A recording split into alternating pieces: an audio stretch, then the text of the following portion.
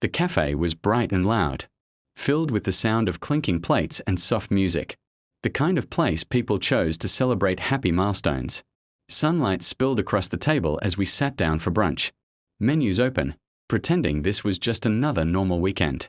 I noticed she barely looked at the food options, her fingers tapping the edge of the menu instead. I ordered pancakes and eggs, the usual, while she asked for coffee only. When the waiter left, an awkward silence settled between us.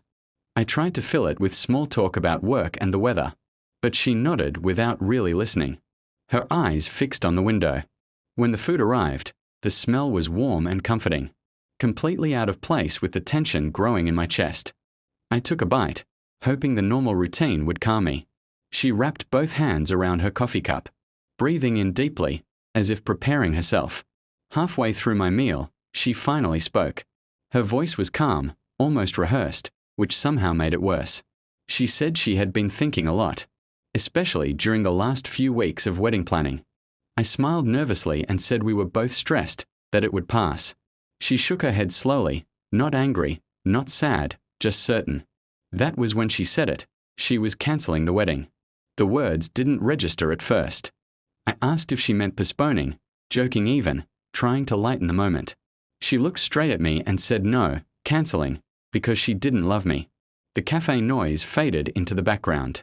People around us laughed, shared plates, took photos of their food, completely unaware that my world had just cracked open. I stared at my fork, suddenly unsure of what to do with my hands. She explained that she cared about me, that I was kind and safe, but that love never came the way it was supposed to. Each sentence landed like a quiet blow. She spoke gently, as if softness could protect me from the truth. I wanted to argue, to list memories, sacrifices, plans we had made together. Instead, my throat tightened, and no words came out. I realized how alone I felt sitting across from someone who had already emotionally left. My pancakes went cold. I noticed syrup pooling on the plate, untouched. Eating felt impossible now. Like continuing the meal would mean pretending everything was fine.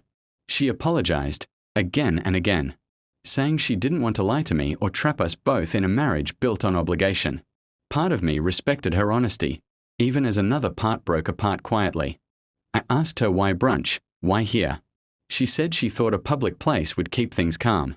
That food might soften the moment. I almost laughed at that, but the sound never came. Around us, plates were cleared and refilled. Life moved on effortlessly. I wondered how many heartbreaks had happened over meals just like this, hidden between bites and sips of coffee. Eventually, she stood up, placing some cash on the table. She touched my arm briefly, a familiar gesture that now felt distant and final. Then she walked away without looking back. I sat there longer than I should have, staring at the empty chair across from me.